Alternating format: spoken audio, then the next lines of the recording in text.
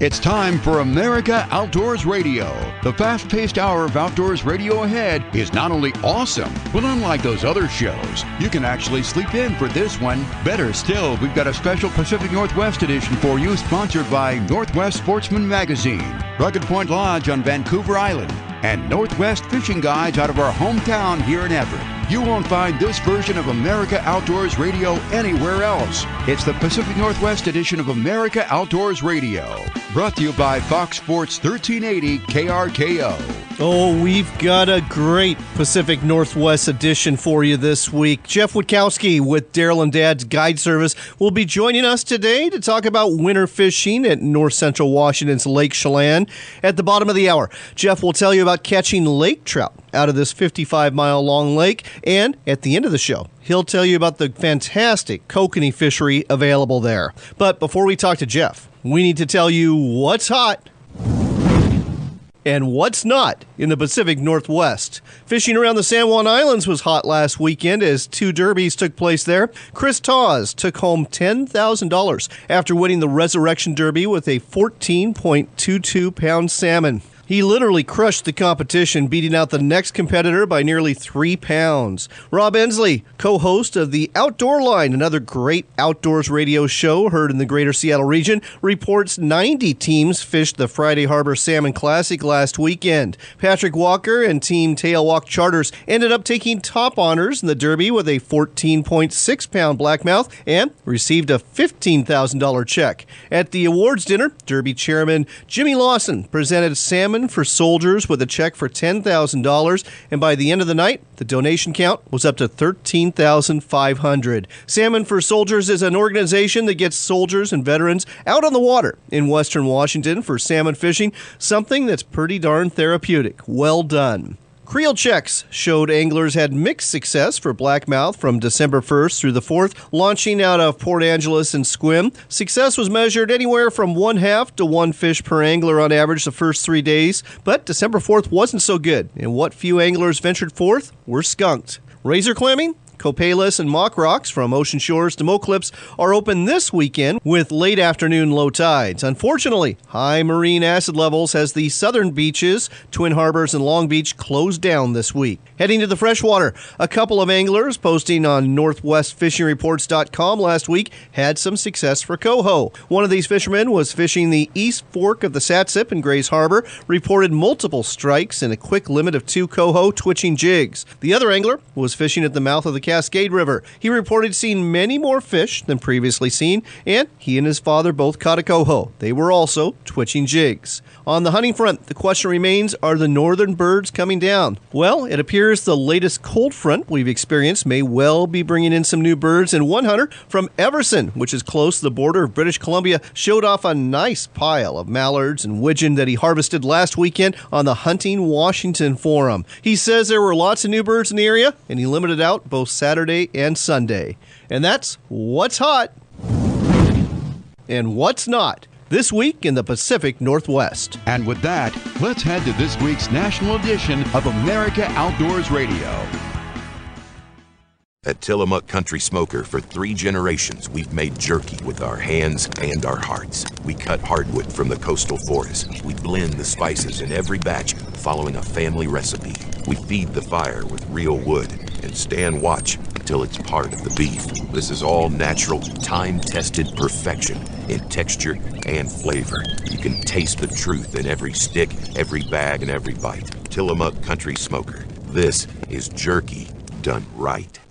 Looking for the safest, most stable riding boat on the market? Welcome to Stabicraft. Born in New Zealand, Stabicraft has a built-in reputation for making the most seaworthy boats on the market. Heavy gauge aluminum chambered boats with models ranging from 14 to 29 feet in a variety of configurations to suit all your needs. Check out the all-new 2750 center cab, a walk-around design for the Northwest market and packed with industry-leading features to suit all types of fishing, allowing you to adventure with confidence. Book a test ride today at Stabicraft.com. Looking for a way to get the message out about your business to hunters and anglers throughout the Seattle and Everett area? Then consider advertising with America Outdoors Radio on Fox Sports 1380 KRKO. To find out more, contact John Cruz through his website at americaoutdoorsradio.com.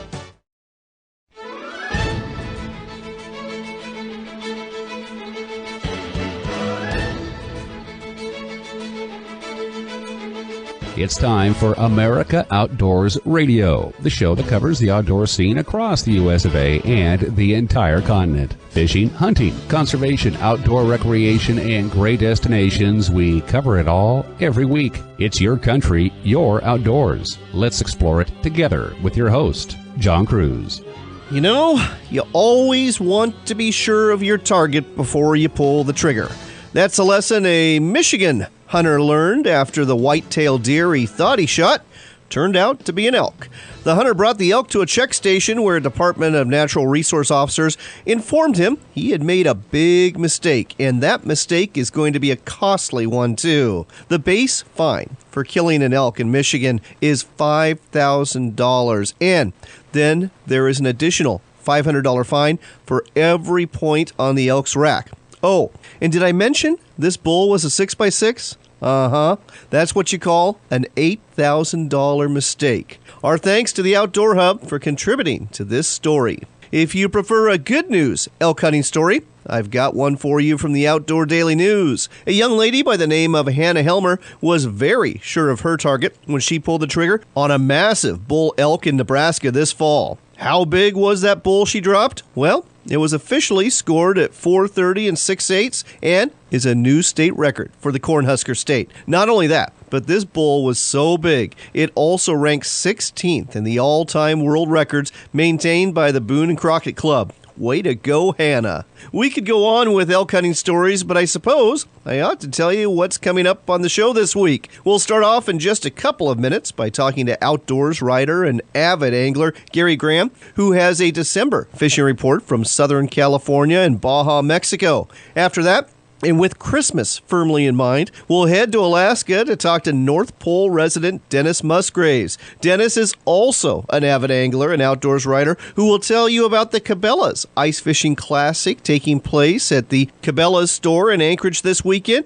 And he'll also tell you about how the ice fishing is at the North Pole. I think you're going to be surprised by what he has to say. So, we've got a warm place and a cold place covered on the fishing front, but how about something in between? One place that fits the bill for that, even though it could be quite rainy, is the Olympic Peninsula in Washington State. Gary Grawn with Olympic Anglers and the owner of Riverview RV Park will tell you about the legendary winter steelhead fishing opportunities available there and about some other fishing going on in the spring and summer months. We've got the results from the National Team Bass Championship that took place last weekend on Kentucky Lake in western Tennessee, and we're also going to chat with Randy King. He's also known as the Chef in the Wild. He's a monthly columnist for Northwest Sportsman magazine, and we're going to talk about enjoying wild game for the holidays instead of that traditional turkey or ham. I'm pretty sure you're going to be hungry after this conversation. I always am after talking to Randy. All right, let's get things going and let's head to sunny Southern California.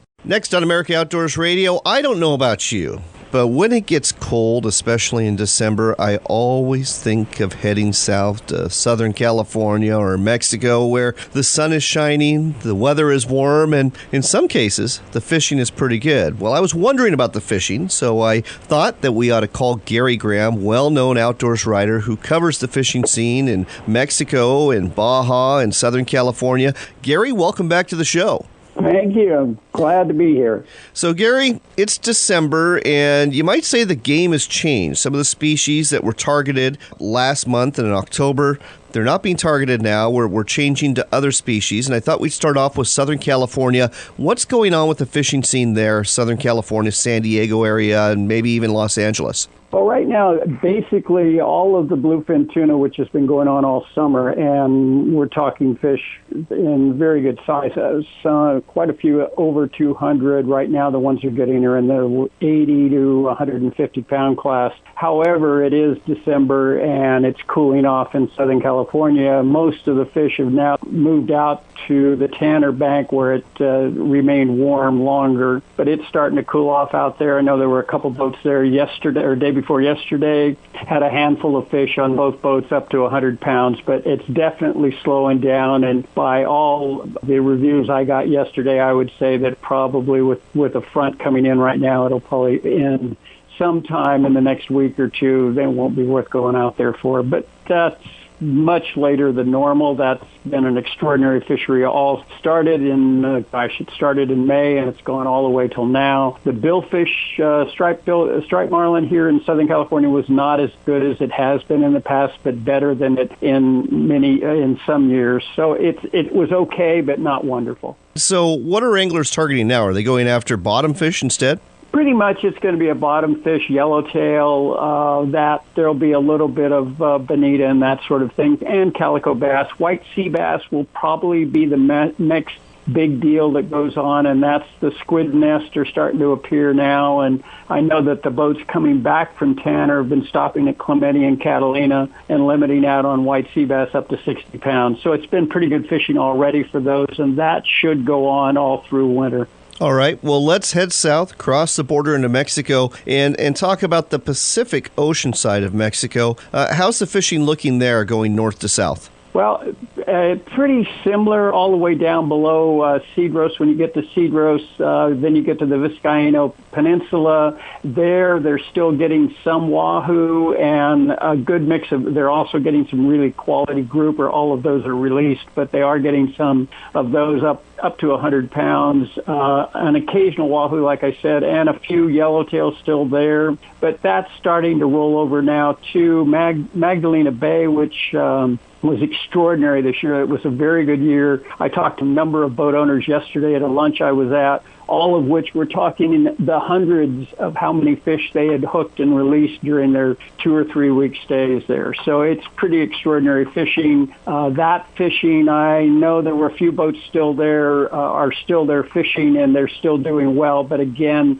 it's as the storms come down the Pacific side, Pacific coast, all the way from West Washington on down the coast and on down coast of Baja, that will all change somewhat. However, that body of fish will slide on down. Already has started. It's now in Cabo or above Cabo on the Finger Bank. I was there 2 weeks ago. We're on a mission to release or to put satellite tags in two-striped marlin. First time it's ever been done. Did it with gray fish tag out of Florida. We ran 52 miles to get to that area where the fishing had been reported as very good. There were frigate bird schools. When we got there, we hooked the first fish within a few minutes, caught that one, put a tag in it, had our second fish, and finished that one within the hour, and we're on our way back with 2 satellite tags deployed. Wow, that sounds fantastic. Let's switch over to the Sea of Cortez, La Paz, Loreto. I understand that it's kind of tough because of the winds this time of year. Yep, for sure. The north winds start usually sometime in late November, and they were right on schedule. And when they blow, it changes everything. And you get up in the morning, you look for a wind line. If you see one, you may be able to get a few hours fishing before it gets to you. But it changes everything. There will be calm days. It doesn't blow every single day, but it does change the whole outlook for the whole Sea of Cortez on down to the tip. But the tip this is the time of year when the Cabo San Lucas, San Jose del Cabo shine. Lots of tuna there. I saw a few tuna in the 200-pound class. There's 2 of the largest tournaments held anywhere in the world. One is the Billfish tournament, the black and blue. It was late October, and the tuna tournament was in early November. The tuna tournament had 20 fish over 160 pounds in a 2-day tournament. So it's still pretty good fishing, and that's still going on. Well, it sounds like it's a good time to book a trip to Cabo San Lucas. If you want to find out more about Gary's reports, there's 2 ways to do it. You can go to his website. It's Gary C. Graham, GRAHAM.com, or go to his Facebook page, which is also Gary C. Graham. He does a great job of covering the fishing scene throughout Baja, Mexico, and Southern California. Gary, always a pleasure. Thanks for sharing this with us on America Outdoors Radio. Thank you, and have a great holiday.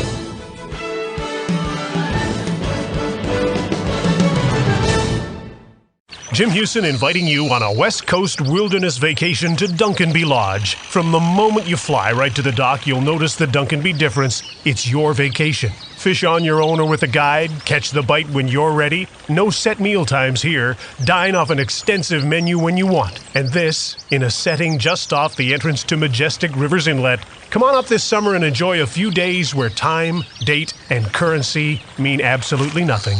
Check us out at Duncanby.com. Oregon's Tillamook Bay is considered the greatest fishing experience on the West Coast for fall Chinook salmon and winter steelhead, and Dungeness crab is plentiful. 5 major rivers connect with the ocean on the Tillamook coast. It's not unusual to snag a 40 to 50 pounder. Go out in a boat or stand on a riverbank or dock. Try fishing from a dory boat and experience the thrill of a beach launch and landing. Use spinners, sand shrimp, or salmon eggs to lure them. The fish will line up to grab your bait. Go to tillamookcoast.com/fishing to find guides and places to stay. Tom and Jerry's Boat Center in Mount Vernon is Washington's largest Hughes Craft and Kingfisher aluminum boat dealer. As a leader in sales, service, and fun on the water, Tom and Jerry's only purpose is to make sure you end up with the right boat for your family's needs at a price that will make you smile. Whether it's a new Hughes Craft or Kingfisher or a new Yamaha or Honda outboard, Tom and Jerry's can take care of all your needs. Check us out at tomandjerrys.net, and we'll see you on the water. At Tillamook Country Smoker, for 3 generations, we've made jerky with our hands and our hearts. We cut hardwood from the coastal forest. We blend the spices in every batch, following a family recipe. We feed the fire with real wood and stand watch until it's part of the beef. This is all natural, time-tested perfection in texture and flavor. You can taste the truth in every stick, every bag, and every bite. Tillamook Country Smoker. This is jerky done right. Do you long to hunt Africa's most dangerous big game? Big Game Hunting Adventures offers that. Hunting free-range Cape buffalo in some of the wildest untamed country left on the continent. You'll be the only hunting party tracking free-range buffalo on 160,000 acres of land where the borders of Mozambique, South Africa, and Zimbabwe meet. They include pickup at Johannesburg International Airport, and they're among the most affordable you'll find in all of Africa. Book your safari today at BigGameHuntingAdventures.com.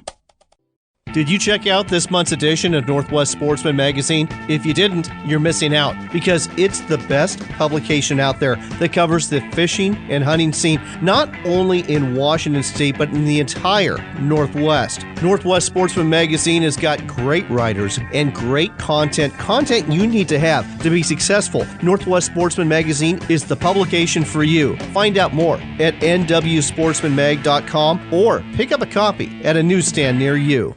Get away to Riverview RV Park and Resort, the Olympic Peninsula's new year-round destination. Riverview RV Park is a 30-plus acre facility adjacent to a public boat launch at the confluence of the Bogoshiel and Solduck rivers. Famous salmon and steelhead waters combined with ocean beaches and the Port of La Push are minutes away.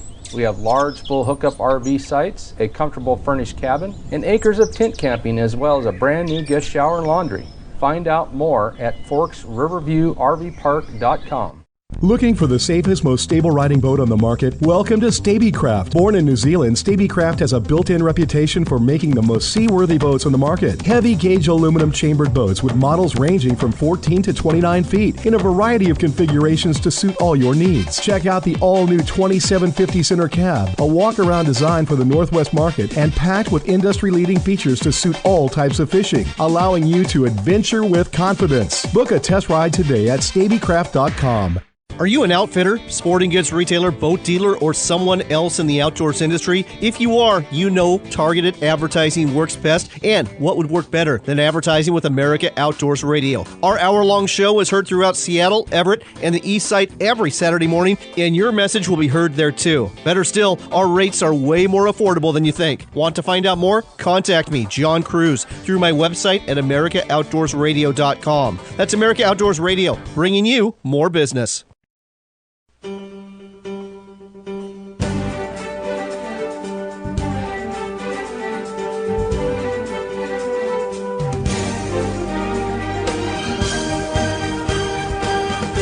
Welcome back to America Outdoors Radio. I'm John Cruz, and this portion of the show is brought to you by the Alaska Sporting Journal. It's the monthly magazine that covers everything that has to do with the outdoors in Alaska. Look for it at a newsstand near you. Speaking of Alaska, for our listeners tuning in to KBYR AM 700 out of Anchorage, there is an event going on in Anchorage right now until 4 p.m. It is the Cabela's Ice Fishing Classic. And with us here to tell us more about it is a person giving a seminar there, outdoors writer Dennis Musgraves. Dennis, welcome to the show. Hey, glad to be here, John. So, Dennis, what are you going to be talking about at the Cabela's Ice Fishing Classic, which includes in-store demos and lots of seminars? You know, I'm going to be covering seminar on the basics of ice fishing and hopefully introduce some new people that are visiting the store a little bit about the sport, and hopefully going over questions and answering anything that they have about using ice fishing, either the equipment or actually going out and doing it. Now, your home in Alaska, very appropriate this month in particular, you share it with Santa Claus. You're in the North Pole, aren't you? I do. I live right here in North Pole, Alaska, and Santa is a big thing with the town here. We've got a lot of visitors in the winter, and Santa is making sure that he takes care of things for Christmas coming up. Well, there's other things to take care of, too, and one of those is ice fishing. Where do you go ice fishing around there, around the North Pole of all places? You know, it's interesting. We have a series of lakes along the Richardson Highway that stretches out about 100 miles between Fairbanks and Delta Junction. Has several stocked lakes. The Alaska Department of Fish and Game does a really good job at making sure they stock it in the fall to have lots of fish available for winter sport fishing. Now, are these rainbow trout? Look, they stock rainbow trout. They stock landlocked king salmon. They stock Arctic char is the three primary fish that they get out of the hatchery here that's in Fairbanks. Interesting. Very interesting. And how big do those landlocked salmon and Arctic char get? You know, most of the stalker fish are a catchable size that are considered about around an average of 10 inches when they release them into the lakes. Some of them, the brood stalkers, will grow a little bit bigger. They'll put a few of those in there about 20-inch size.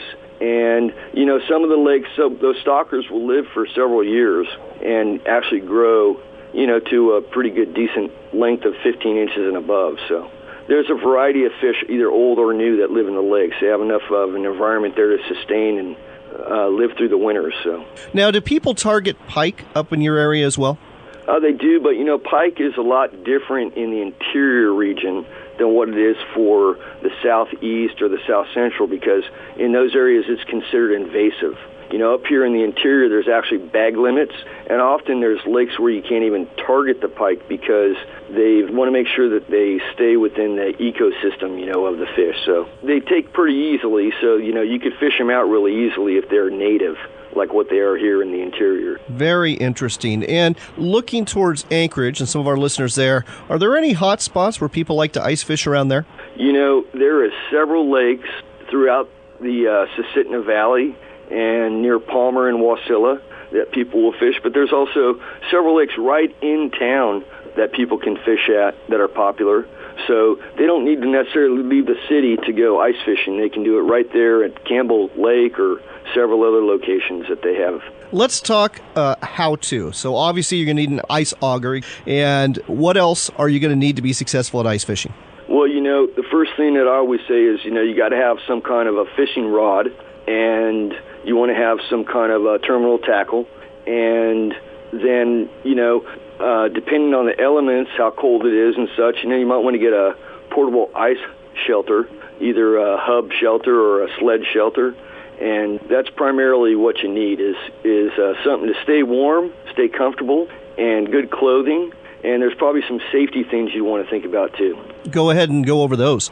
So, you know, you want to make sure that, first of all, the ice and everything is nice, clean, and thick enough for you to walk on. You got to pay attention to ice thicknesses. You want to make sure that you have some kind of traction on your footing because the ice is slippery. You want to make sure that you don't have any kind of heat source or anything like this inside of a hut that would cause a fire. So if you have a heat source inside of a portable hut, you want to make sure you pay attention to safety of using it. You know, you're dealing with sharp hooks and items, and especially with kids, if you're ice fishing with them, you want to make sure that they're not around those sharp items or whatever. Or you have a first aid kit or something like this in case somebody gets poked. You're listening to America Outdoors Radio. We're talking to outdoors writer Dennis Musgraves about ice fishing in Alaska, and he fishes around the North Pole. Have you gone out with Santa yet or not? No. You know, Santa's pretty busy this time of the year, so, you know, one of the things that I like to do, because we're near a military base here, is take a soldier out fishing that's never iced fished before in Alaska and give him an experience that he might not ever get again. I think that's fantastic. So it's really neat to be able to go over to the military base and link up with different members of the military. And there's also an Air Force base not far from us. And kind of give them an experience like this outdoors. that's unique to Alaska. I think that's absolutely fantastic. Thank you for doing that. Let's get back on the ice, so to speak, and talk about how you're going about catching these trout, these salmon, these char. I guess we'll start off with the line. I mean, that ice probably really tears up the line. What kind of line are you using, and what are you putting at the end of the line? Well, different types of targeted fish deserve a different type of line. So, if I'm fishing for smaller fish, I can get away with using a monofilament type based line. If I'm fishing deeper depths and targeting bigger fish, I usually run a braided main line and then have a fluorocarbon leader that I use to try to give myself the right amount of stretch, because that braided line isn't going to give me any. Sure. And when it comes to lures, what are you using for the different species? Well, primarily, where we can, with regulation, we use bait. We use bait for the smaller fish, the rainbow trout and things like this, and the shallower lakes. Deeper lakes, or some of the lakes we can't use bait in, we have to use artificial lures. So the last 3-4 years, I've really got into targeting big lake trout, and primarily using plastics, tube jigs. Okay. 3 and 4 inch size to try to tease them into taking. And when it comes to bait, I'm guessing we're not talking night crawlers here. What are you using? People have a tendency to use salmon eggs. Sure. Or floating artificial salmon eggs. And also, what's really popular here is using store-bought shrimp. Oh. So either a combination of store-bought shrimp or salmon eggs, I like to say a salmon egg cocktail of sorts, to try to encourage them to take. But, you get all that senses. You get some color, you get some scent, and you can give it some jigging action to give it some movement. So, you kind of affect all the senses of the fish that way. I like it. Last but not least, you help administer a website, the Alaskan Salmon Slayers website. Tell our listeners about that in about 10 seconds.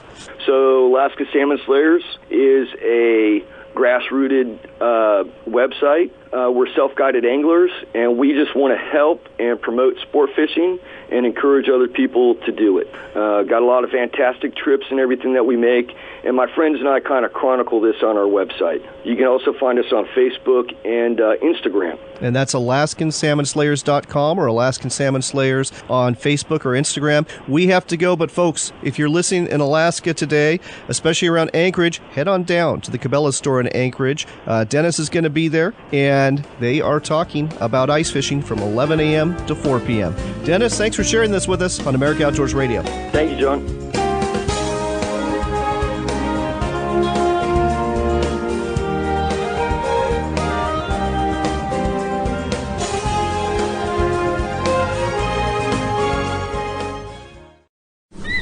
Sitka Point Lodge and Fishing Charters offers the premier fishing lodge experience. They offer all-inclusive fishing and lodging packages for king salmon, halibut, and rockfish. In addition to great fishing, you'll enjoy gourmet meals, first-class service, and understand why 80% of their clients are return customers that arrive as a guest and leave as a friend. Book your Alaska fishing trip now at Sitka Point Lodge by calling 888-747-7406 or go to SitkaPointCharters.com.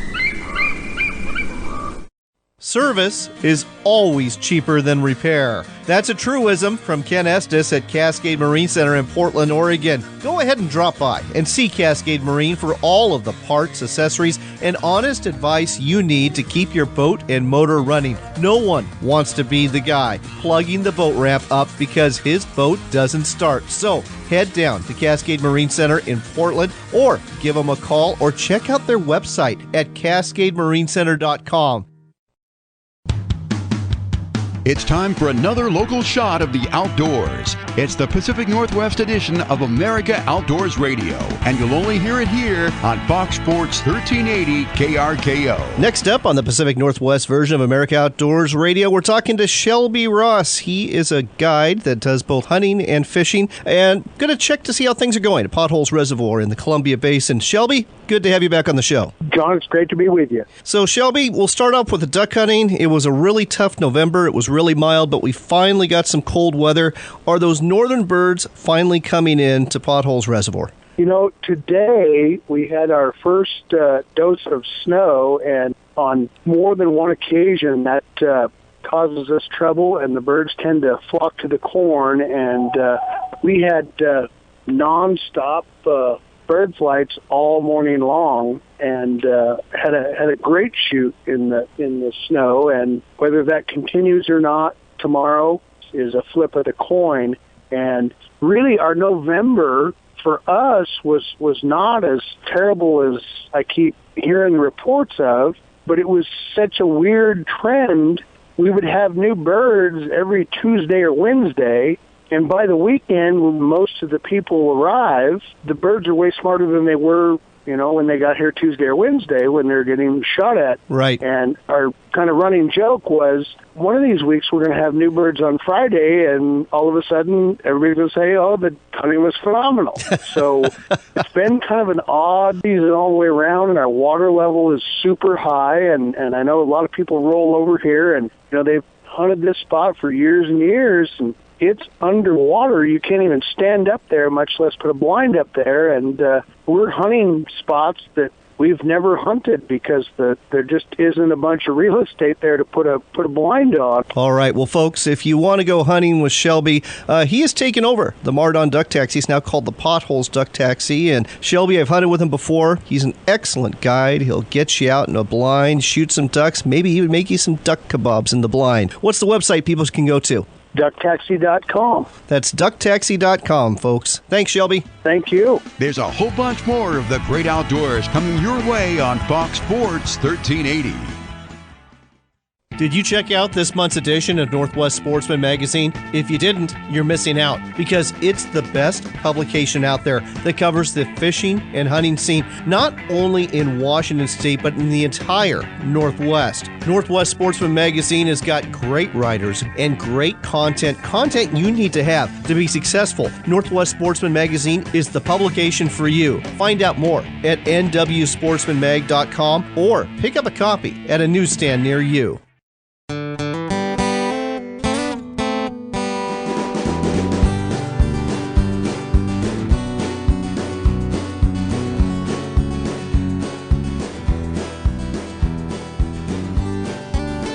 Welcome back to America Outdoors Radio. I'm John Cruz, and this portion of the show is brought to you by Northwest Sportsman Magazine. It's the monthly magazine that covers the hunting scene, the fishing scene, and a whole lot more throughout the greater Northwest. And speaking of the Northwest, one place you really ought to consider fishing this winter is the Olympic Peninsula. The target, winter steelhead. With us here to tell us more about it is Gary Grahn. He is the owner of Olympic Anglers, and he's also the owner of Riverview RV Park. Gary, welcome to the show. Thank you very much. Good to be here today. So, Gary, for our listeners, we've got listeners all over the country. So I guess we need to start with the basics here. The Olympic Peninsula, it's located far western reach of Washington State. What are the rivers that folks are fishing for winter steelhead this time of year? The Quileute system, which consists of the Salduck, Klawoth, and Bogoshiel rivers, is the main river out of the Forks area, along with the Hoh River, the Queets River.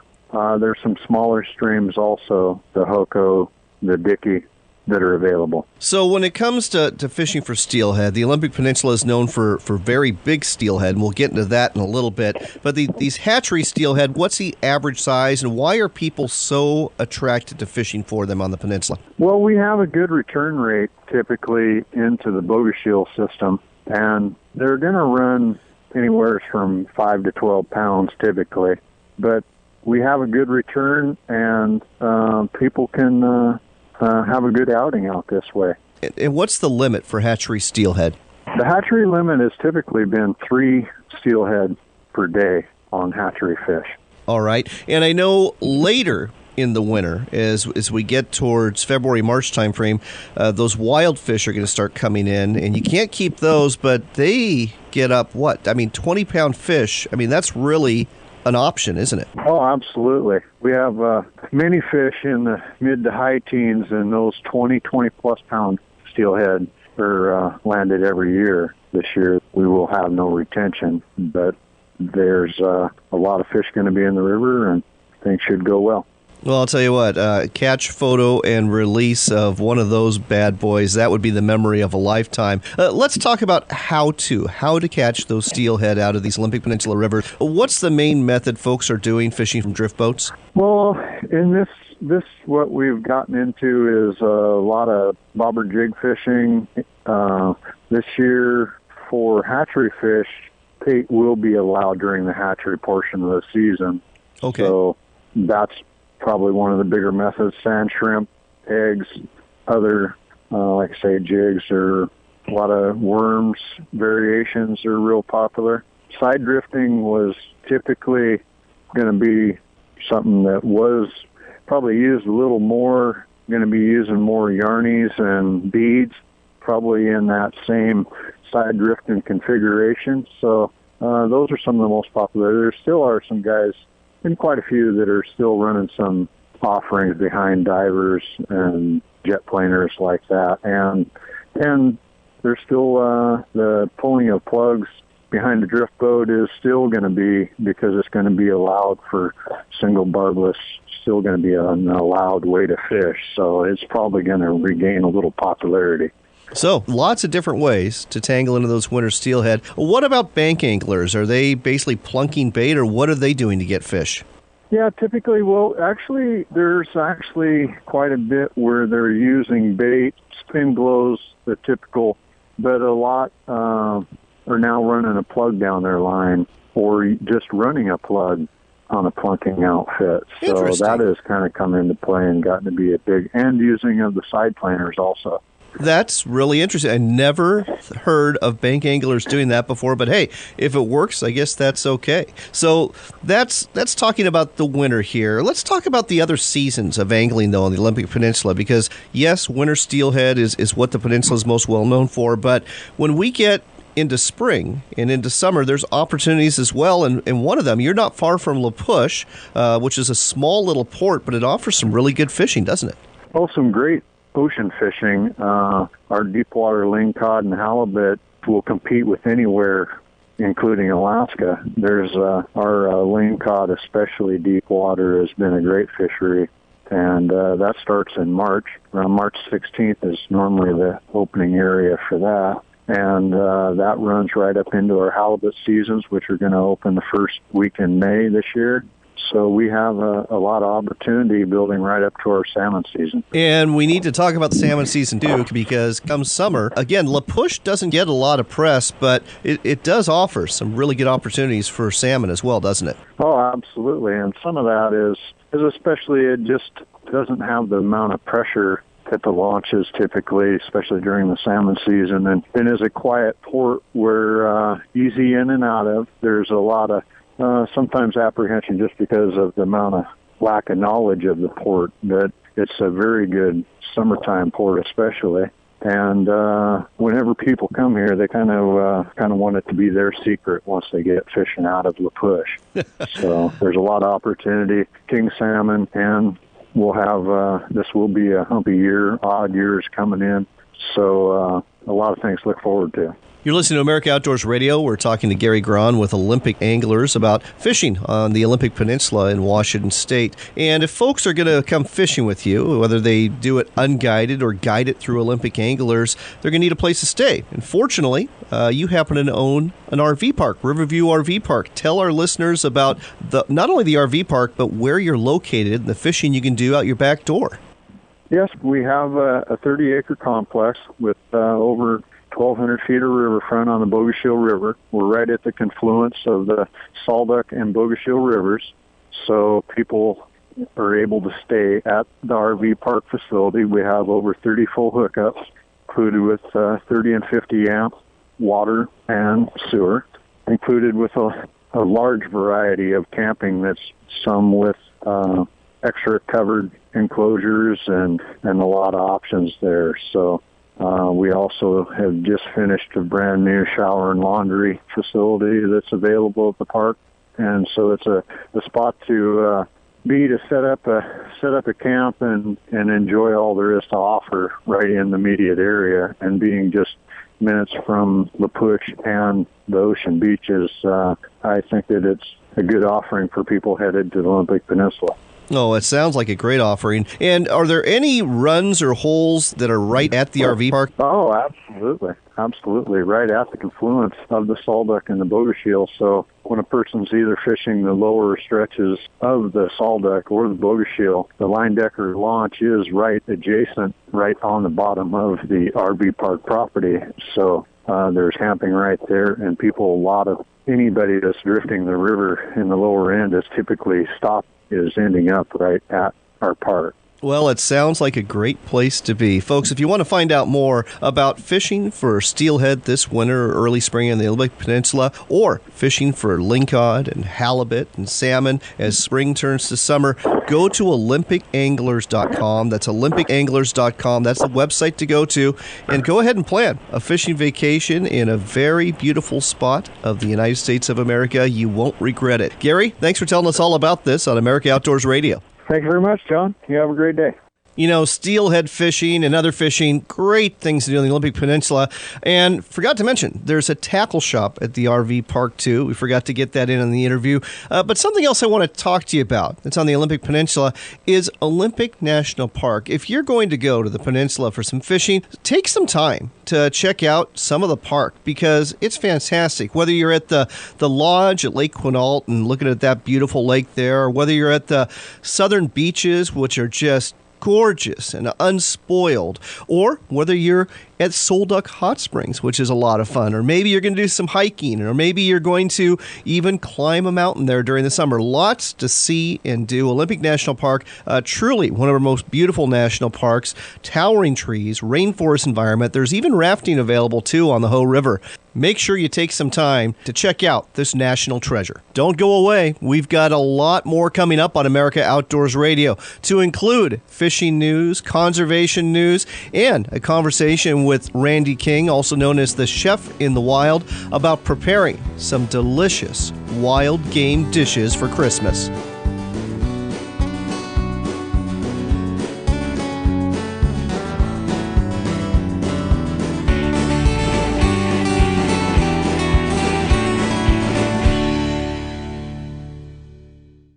Get away to Riverview RV Park and Resort, the Olympic Peninsula's new year-round destination. Riverview RV Park is a 30-plus acre facility adjacent to a public boat launch at the confluence of the Bogoshiel and Solduck Rivers. Famous salmon and steelhead waters combined with ocean beaches and the Port of La Push are minutes away. We have large full hookup RV sites, a comfortable furnished cabin, and acres of tent camping, as well as a brand new guest shower and laundry. Find out more at ForksRiverviewRVPark.com. Looking for the safest, most stable riding boat on the market? Welcome to Stabicraft. Born in New Zealand, Stabicraft has a built-in reputation for making the most seaworthy boats on the market. Heavy gauge aluminum chambered boats with models ranging from 14 to 29 feet in a variety of configurations to suit all your needs. Check out the all-new 2750 center cab, a walk-around design for the Northwest market and packed with industry-leading features to suit all types of fishing, allowing you to adventure with confidence. Book a test ride today at Stabicraft.com. Frontier Tactical's Warlock multiple caliber system allows you to retrofit your AR-15 rifle to shoot up to 60 different calibers with the same upper and lower receiver. The Warlock is compatible with most off-the-shelf AR-15 components, which means you get to build your rifle the way you want to. Whether you're into predator hunting, hog hunting, deer hunting, or self-defense, the Warlock multiple caliber system lets you do it all. Find out more about this innovative, made in the USA product at FrontierTactical.com. Planning your next hunting trip in Oregon or Washington? Our Rams Game Management Unit maps show you the big picture on where you're going, as well as the topography and road trail information to help you get there. And they've got public land information, Game Management Unit boundaries, and UTM information for GPS users to keep you out of trouble. Rams Game Management Unit maps are a great planning tool for safe and successful hunts. Look for Rams maps at your local sporting goods store, or see our entire line of maps on the web at BigSkyMaps.com. At Tillamook Country Smoker, for 3 generations, we've made jerky with our hands and our hearts. We cut hardwood from the coastal forest. We blend the spices in every batch, following a family recipe. We feed the fire with real wood and stand watch until it's part of the beef. This is all natural, time-tested perfection in texture and flavor. You can taste the truth in every stick, every bag, and every bite. Tillamook Country Smoker. This is jerky done right. Do you long to hunt Africa's most dangerous big game? Big Game Hunting Adventures offers that. Hunting free-range Cape buffalo in some of the wildest untamed country left on the continent. You'll be the only hunting party tracking free-range buffalo on 160,000 acres of land where the borders of Mozambique, South Africa, and Zimbabwe meet. They include pickup at Johannesburg International Airport, and they're among the most affordable you'll find in all of Africa. Book your safari today at BigGameHuntingAdventures.com.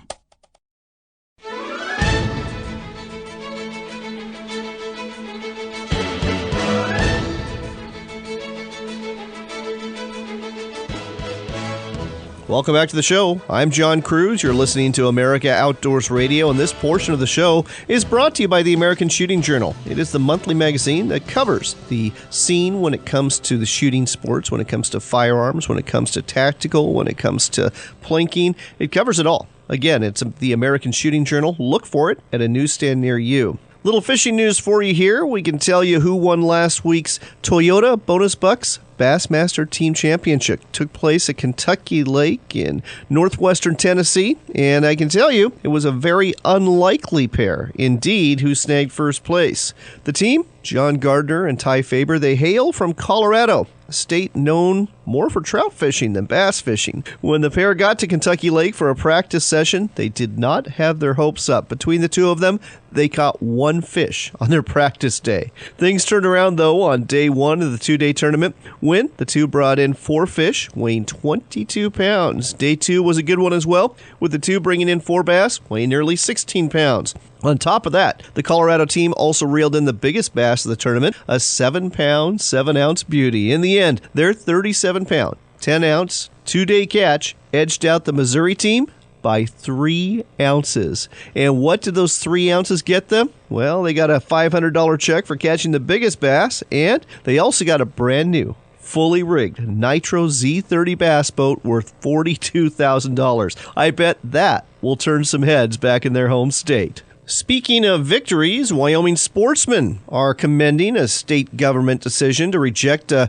controversial land swap in the Wyoming range that would have resulted in the loss of public access to thousands of acres of state lands. We get this news from the Backcountry Hunters and Anglers, where we find the Wyoming State Land Board voted 5-0 to deny the proposal initiated by Bonander Ranches, which would have closed direct hunting access to more than 4,000 acres of high-value backcountry elk and mule deer habitat. The proposal would have also eliminated one of the only 2 access points to an additional 10,000 acres of public lands. The vote was in response to strong criticism from sportsmen, business owners, elected officials, and other members of the public. The Wyoming chapter of Backcountry Hunters and Anglers spearheaded the movement to oppose the proposal, and State Chair Buzz Heddick lauded both the land board's vote and the public's willingness to engage in the decision-making process. In his words, "We're celebrating a win for public access here in Wyoming."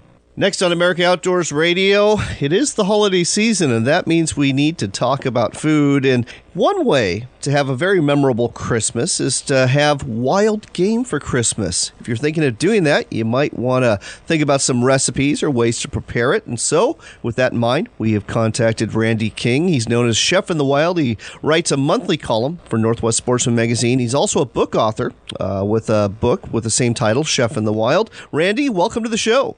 Thanks for having me, John. I really appreciate it. So, Randy, you're coming at us from Nampa, Idaho. And what kind of wild game dishes are you going to be preparing for this Christmas season? You know, kind of one of the staple ones that I do. It's everybody loves the Thanksgiving or the Christmas ham. Oh, yes. Right? So I make a version of that out of wild game, and it just involves a little bit of preparation and planning, and then you can have kind of your own homemade version, which I always think is a lot more fun to do. So tell me more. Are we talking wild boar here? No. There's not a ton of those in the Northwest. I mean, depending on which federal or state wildlife agency there isn't or there is, right? Right. No, what I end up using antelope or mule deer, just because those are typically the 2 most common animals that I get. So on their back hams, they've got several of those big muscles that are awesome for whole muscle meat. So I save a couple of those throughout the course of the season just for curing, instead of cutting them down into steaks or breaking them down into more, roasts or something like that. When I'm breaking down my animals, I'll take those and I put them in a brine, essentially. So it's just, salt, sugar, a little bit of Instacure, just something that you can pick up at most sporting goods stores. Sure. So you just put that in there and you leave it for about a day a pound. So if it's a 5-pound roast, you leave it in there for about 5 days.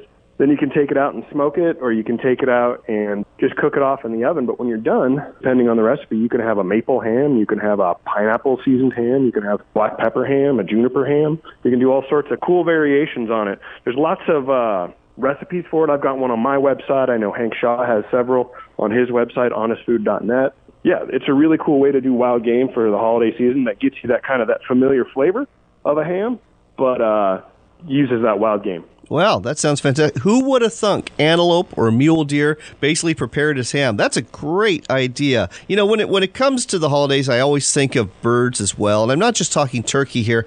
I love pheasant this time of year. Do you have any quick and easy recipes for pheasant? For pheasant? For sure. So one of the ways that I like to do it, John, is I'll take them and I'll break up a whole bunch of tortilla chips, believe it or not, and I'll use that instead of breadcrumbs, because that provides just an extra little crunch and flavor profile that's different. So I'll take that and, maybe caramelize some oranges or something and squeeze them on top. But that's just like a breasted out pheasant. And then underneath of that, I'll take the legs and I'll stew those for quite a while until they're basically just falling off the bone. And then I'll mix that in with some rice, almost make like a dirty rice with some beans and some pheasant legs in there, and then serve those tortilla-crusted pheasant breasts on top. And it's dynamite. Oh, the problem I have every time I talk to you is I just start salivating. I get so darn hungry after I hear about your recipes. Let's talk about I like it. I'll take it. Let's give folks a website so they can find out more about what you're doing, and we got to talk about your book too. So let's actually start off with the book, Chef in the Wild, because it's not a cookbook, it's stories, and then there's recipes that follow. Tell our listeners more about Chef in the Wild as a book. For sure. So Chef in the Wild was an idea I had, several years ago. And it kind of came about just because I like to hunt and I like to fish. And there's this part in most cookbooks that's like the story part before the recipe. Right. And for some strange reason, I always loved that part more than the recipe usually. So I was like, well, I want to write a book, but if I write a book, I want it to be that story to be at least half of it. And so, after negotiations and, working with publishers and stuff like that, we kind of came up with this cool format that's half cookbook, half storybook. So it's really fun. You get to kind of go on some adventures with me, which are, not always my shiningest moments, but sometimes, I'm successful and get some game. And then it's cool because then I kind of walk through what to do with it at home and how to process it or how to get the most out of it when you're cooking it. So for me, it was really a labor of love to go into this and just say, hey, guys, this is what I do with my game, and here's some cool stories about how I got to it. And the book's called Chef in the Wild. It's on Amazon. It's going to be in some local bookstores, but definitely the most convenient way for most people, especially the holiday season, is going to be for the Amazon order. Folks, this is a great book. It's A, a great read. B, it's a great resource. It would make a wonderful Christmas gift for somebody as well. The book, again, Chef in the Wild by Randy King. Look for it at Amazon.com. And now we got to go, but let's give out your website so folks can keep up with you. For sure. It's chefrandyking.com or chefinthewild.com. They'll both take you to the same place. And what's nice about that website is that it kind of keeps up and follows a little bit behind this column that I have in Northwest Sportsman Magazine. So I write a column every month for a magazine based out of Seattle. And then after a few months, I end up posting most of those to my website, which is super fun because then it kind of keeps those people that don't have a subscription or don't live in the area kind of involved with what I'm up to. And so I've got recipes for everything from bear meatloaf and bear hams to, pemmican was the last one I just posted, which is a granola bar for Native Americans. And so I posted my version of that. So it's a lot of fun to want to run a website, and it's nice to go out and find my own food. There you go. It's chefinthewild.com or chefrandyking.com. Either one's going to take you to that great website. And again, don't forget to pick up his book for Christmas for yourself or for somebody that you care about, Chef in the Wild by Randy King. Randy, always a pleasure to talk to you. Thank you so much for these great holiday recipes. Do appreciate it. You bet, man.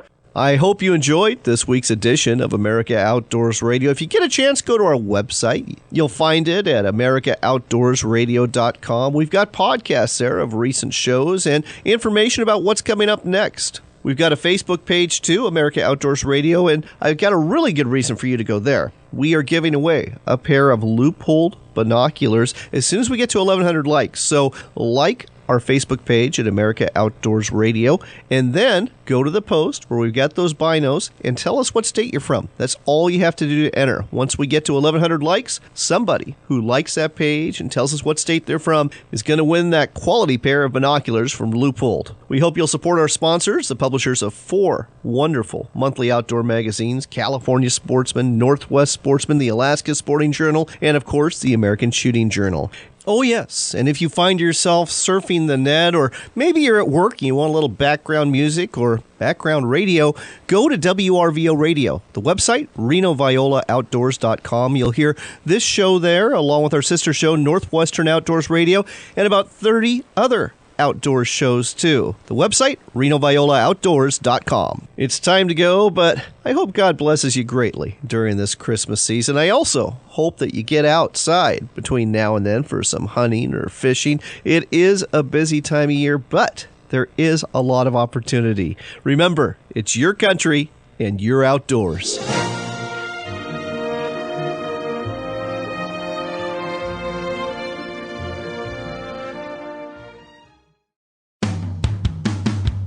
It's time for another local shot of the outdoors. It's the Pacific Northwest edition of America Outdoors Radio, and you'll only hear it here on Fox Sports 1380 KRKO. We're talking to Shelby Ross again. He's the owner of Ross Outdoor Adventures and the Potholes Duck Taxi. The topic this time, I know you've been hunting instead of fishing, but you've always got your finger on the pulse of what's going on with the walleye fishing there at Potholes Reservoir. How's it been lately? You know, the walleye fishing, Potholes is producing fish, but with our higher water levels and the huge influx of water we had here just a week and a half ago from Moses Lake, it's just been different than normal. And a friend of mine figured out that a whole ton of walleye were up in the canal where the water comes in from Moses Lake, and they were actually bank fishing. The first day they did it in a boat, and I said, we'll just fish off the shore. And we're throwing jigs tipped with ringworms and a chunk of nightcrawler, and just had some fabulous mornings. And they would be there at daylight and fish a couple hours, and then it died off. And one buddy of mine caught and released 53 fish in 5 days. And the traditional deep humps out in the middle of the reservoir have been producing some fish. A friend of mine had a great day, had a 40-fish day with a white glow jig and a night crawler in 40 feet of water. Said it took him a day and a half to figure it out, but but the bottom line is this, folks: the fish are biting. They're just not where you necessarily expect them to be. If you want to book a trip with Shelby, he's a little busy right now with the duck hunting, but when he does have time, he will take you walleye fishing. It's Ross Outdoor Adventures, and the website is potholesfishing.com. That's potholesfishing.com. Shelby, thanks as always. John, thank you so much for having me. Are you an outfitter, sporting goods retailer, boat dealer, or someone else in the outdoors industry? If you are, you know targeted advertising works best, and what would work better than advertising with America Outdoors Radio? Our hour-long show is heard throughout Seattle, Everett, and the East Side every Saturday morning, and your message will be heard there too. Better still, our rates are way more affordable than you think. Want to find out more? Contact me, John Cruz, through my website at AmericaOutdoorsRadio.com. That's America Outdoors Radio, bringing you more business. We are the young minds that will shape tomorrow's world. But today, the world is in your hands. What's your vision for the future? Ducks Unlimited has had the same vision for over 75 years. A future with clean water, abundant wildlife, and plenty of places to enjoy nature. Ducks Unlimited, working for conservation for generations to come.